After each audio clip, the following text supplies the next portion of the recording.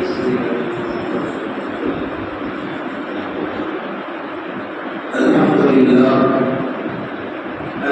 لله رب العالمين والصلاة والسلام على رسوله خاتم النبيين وأصحابه الكرامين والمسلمين والمؤمنين كلهم أجمعين أما بعد. قال الله تعالى في كلامه الكريم والفرقان الحميد: أعوذ بالله من الشيطان الرجيم. بسم الله الرحمن الرحيم.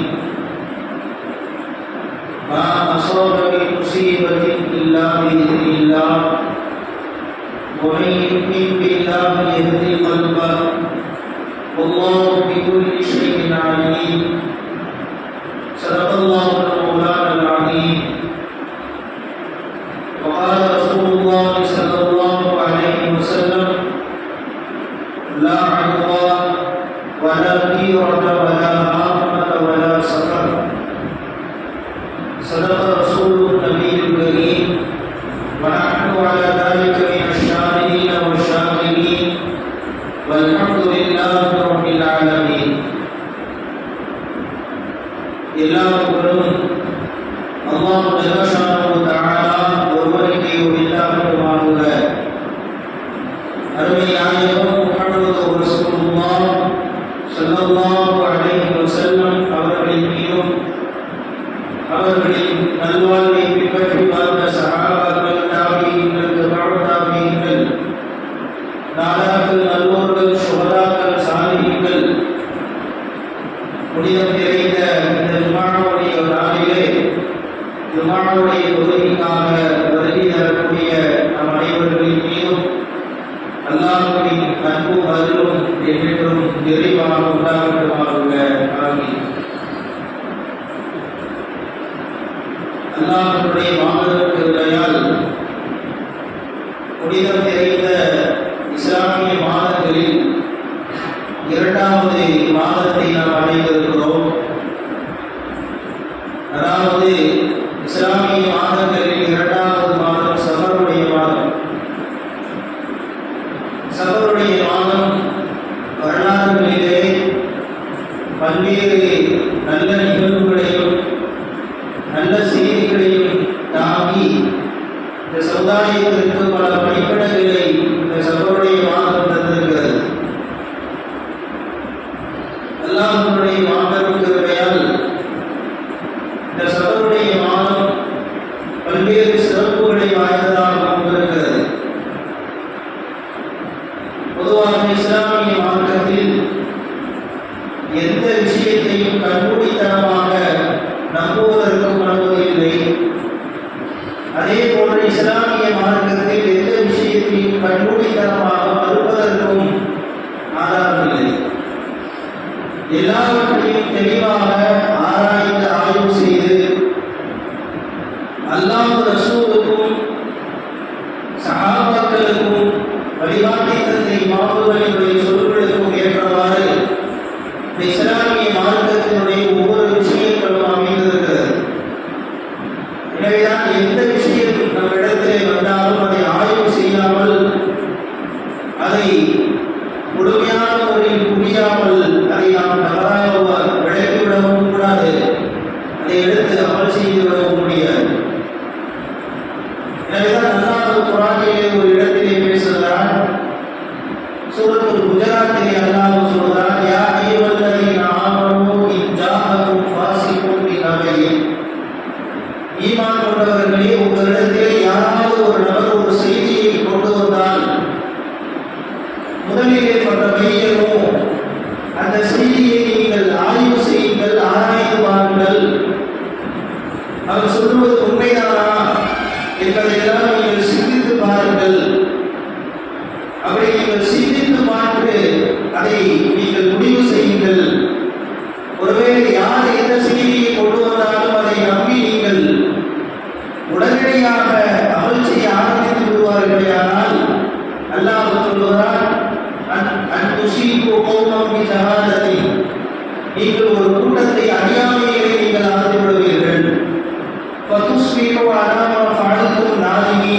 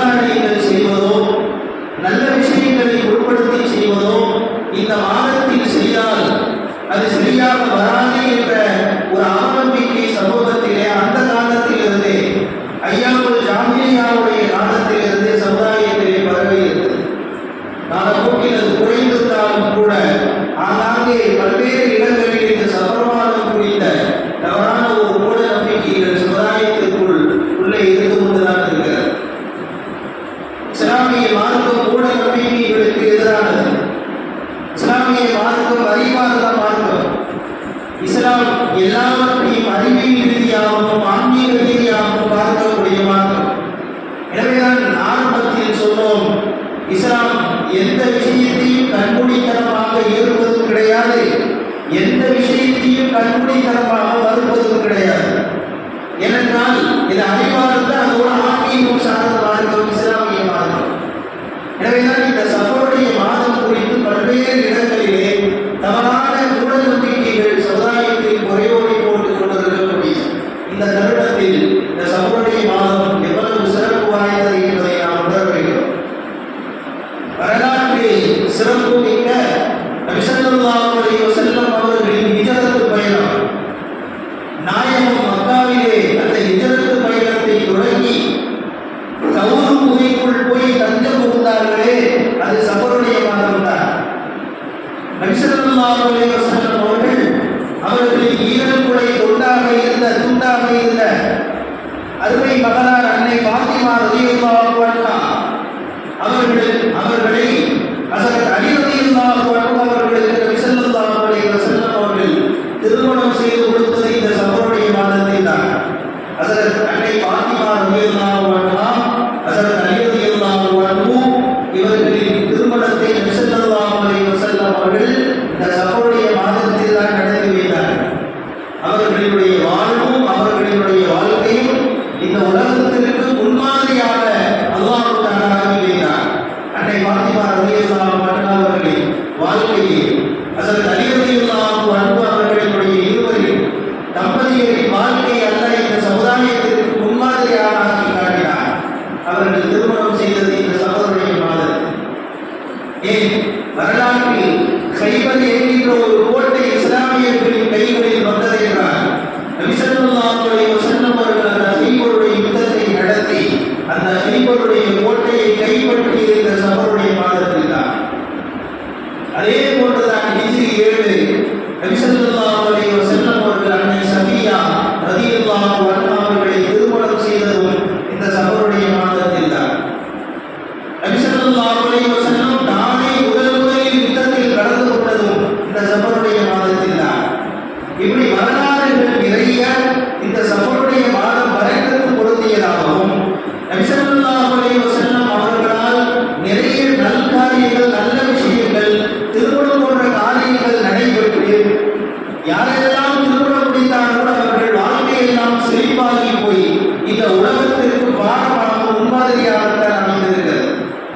எனவேதான் நபி ஸல்லல்லாஹு அலைஹி வஸல்லம் அவர்கள் இந்த சஃபரை குறித்து பேசுகின்ற போது சொல்வார்கள், ஐயாமுல் ஜாஹிலியாவுடைய காலத்தில் ஏன் இந்த சஃபரை இவ்வளவு மூட நம்பிக்கைக்குரிய காலமாக மாற்றினார்கள் என்றால் வரலாற்றிலே வருகிறது. இந்த சஃபர் என்பது முஹர்ரத்துக்கு எடுத்து வருது. முஹர்ரம் மாதம் இருக்கிறது, அது கண்ணியமான மாதங்களில் ஒரு மாதம். கண்ணியமான 4 மாதங்கள், அந்த 4 மாதங்களில் ஒரு மாதம் தான் முஹர்ரம். அரேபிய மக்கள் அந்த கண்ணியமான மாதங்களில் எந்த யுத்தத்தையும் செய்ய மாட்டார்கள், எந்த விதமான தவறான நடவடிக்கைகளையும் செய்ய மாட்டார்கள். எனவே முஹர்ரம் மாதத்திலே எந்த விதமான யுத்தமோ கொலையோ கொள்ளையோ தவறான எந்த விஷயத்தையும் செய்ய மாட்டார்கள். ஆனால் முஹர்ரம் முடிந்து சஃபர் தொடங்கிவிட்டால் சஃபருடைய மாதத்திலிருந்து எல்லாம் பண்ண ஆரம்பிச்சுவான். அவனுக்கு எல்லாம் ஜாயிஸ் ஆகிடும். கொலை செய்வது, முன்பு அந்த ஒரு மாதத்தில் செய்யாத எல்லா தவறுகளையும் சஃபருடைய மாதத்திலிருந்து செய்ய ஆரம்பிச்சுவான். கொலை செய்வது, கொள்ளை அடிப்பது, தேவையில்லாத விஷயத்திற்கெல்லாம் போர் செய்வது, நிறைய உயிர் கொலைகள் இந்த சஃபருடைய மாதத்தில் அதிகமாக ஏற்படும். எனவேதான் அந்த மக்கள் இந்த சஃபருடைய மாதம் வரதை வெறுத்தாங்க. சஃபருடைய மாதம் வரதை அந்த அரேபிய மக்கள், அந்த ஐயாமுல் ஜாஹிலியாவுடைய காலத்தில் இருக்கக்கூடிய மக்கள் வெறுத்தாங்க. ஏன்னா இந்த மாதம் நிறைய உயிர் கொலை ஏற்படுது, பொருளாதார சேதங்கள் ஏற்படுது. எனவே இந்த மாதம் ஒரு ஆறாத ஒரு மாதம், இது ஒரு பீடை மாதம் என்று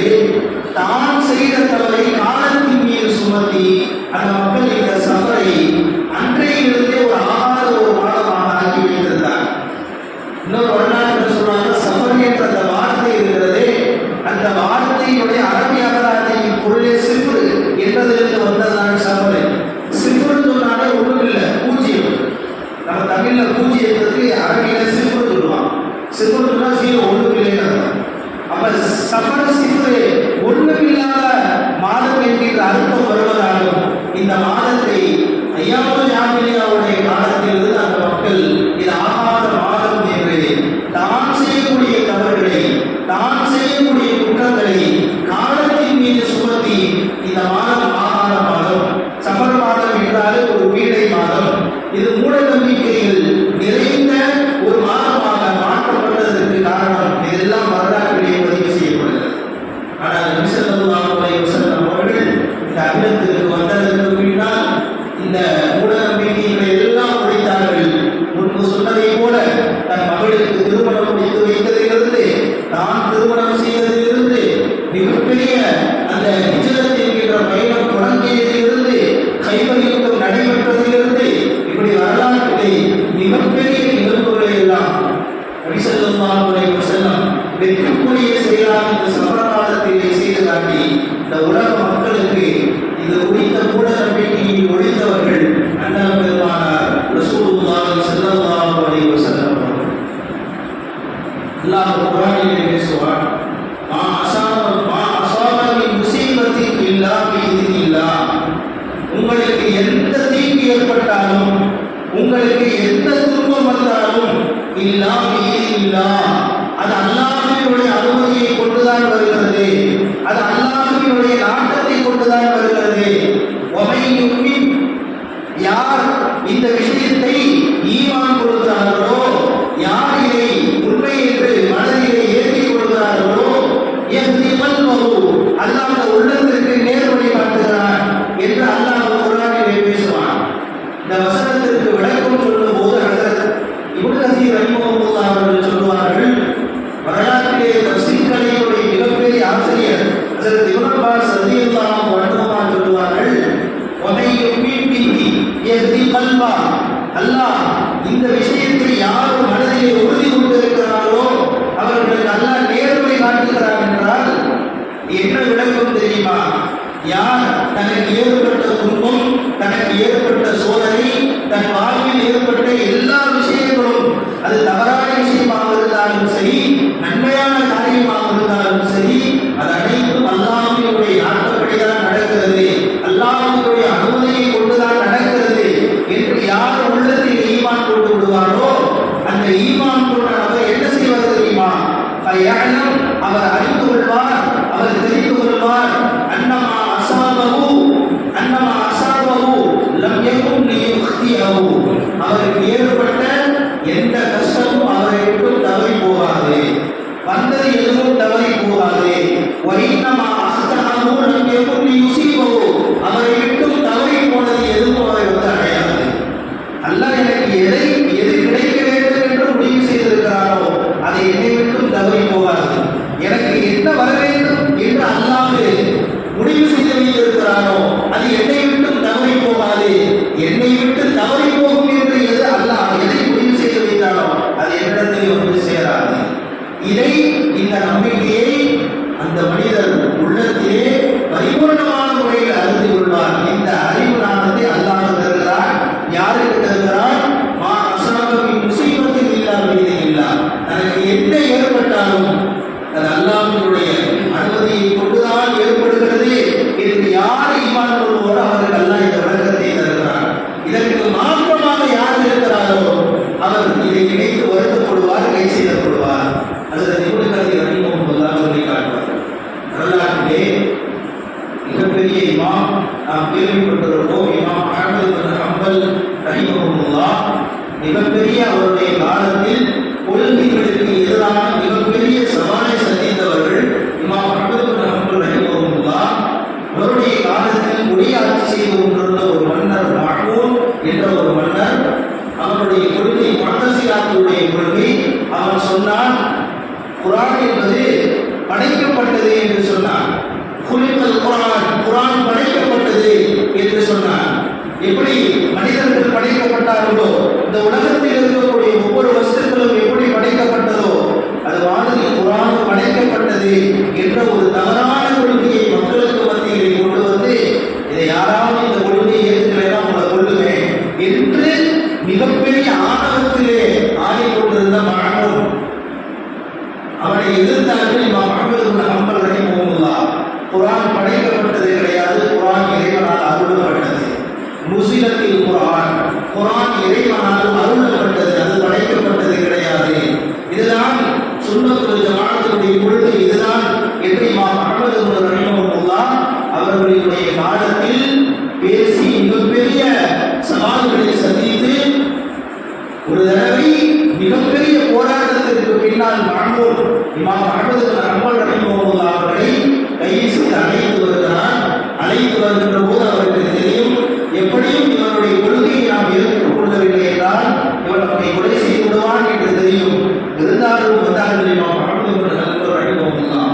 அவர்கள் அழைச்சிட்டு வரும்போது பல நல்லடியார்கள், பல நபர்கள் இடையிலே நிறுத்தி நல்ல விஷயங்களை சொன்னாங்க. நடக்க போறது தெரியும். அப்படி இமாம் அஹ்மது அவங்க கொள்கையை விட்டு கொடுக்க போறதில்லை, அவங்களும் அந்த கொள்கையை எடுத்துக்க போறதில்லை. எப்படி இமாம் அவர்களை அந்த மன்னன் அநியாயமாக கொலை செய்து விடுவான் என்பதை தெரிந்து பல நல்லடியார்கள், பல நல்ல நபர்கள் இடையிலே வந்து நிறைய நல்ல விஷயங்களை சொல்லி போனாங்க. கடைசியில் இமாம் அஹ்மது சொல்லுவாங்க, பிற்காலத்துல இப்படி அழைச்சி கொண்டு வருகின்ற போது நிறைய பேர் வந்து எனக்கு நிறைய உபதேசங்கள் வச்சிருக்காங்க.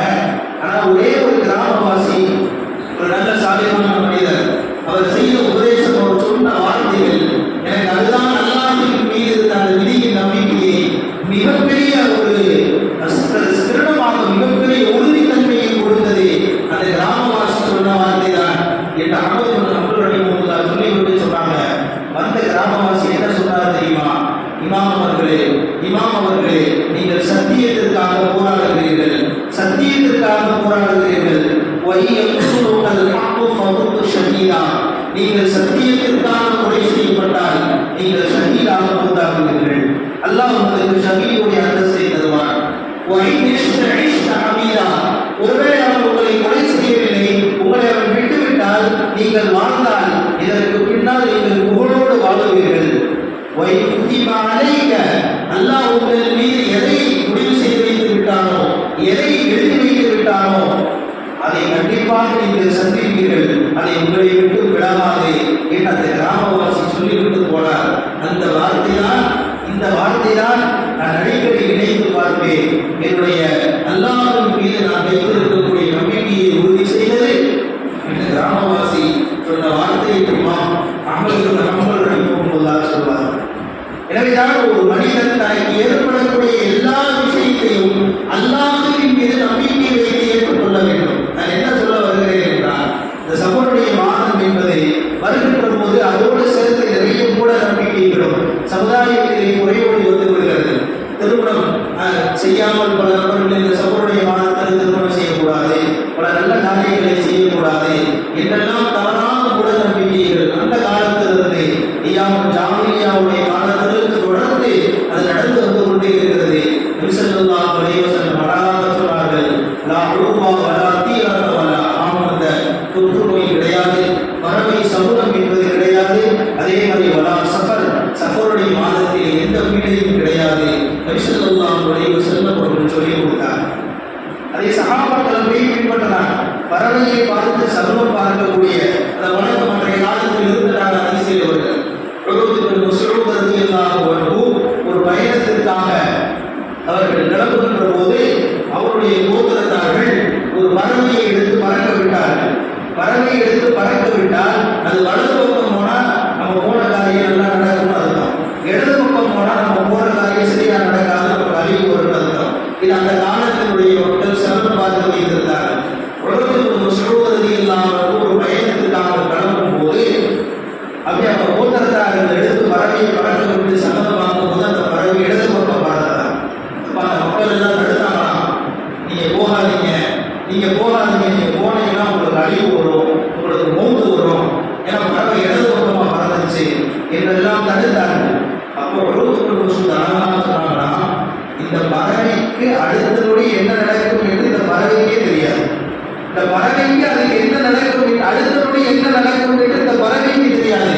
இந்த பறவை எப்படி என் வாழ்க்கையை அறிந்து என் வாழ்க்கையினுடைய அந்த விதியை எப்படி இந்த பறவை கழிக்க முடியும் என்று சொல்லி அவர்கள் பயணத்திற்கு சென்றார்கள். சென்ற பயணத்திலே வெற்றி பெற்று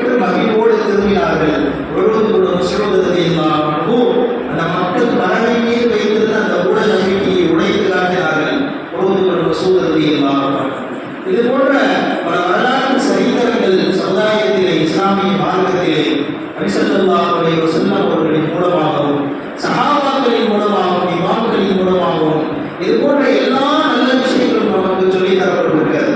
எனவேதான் இஸ்லாமிய மார்க்கத்தில் முன்பு சொன்னதை போல எந்த விஷயத்தையும் கண்மூடித்தனமாக நம்பவும் முடியாது, நம்பவும் கூடாது.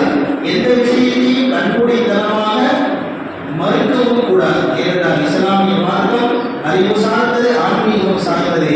அது மாதிரிதான் இன்னைக்கு மூடநம்பிக்கையை ஒரு தலைப்படுத்தா அதில் இந்த மாற்று கொள்கையில் இருப்பவர்கள் தேவையில்லாத விஷயத்தோட கலந்து விடுவான்.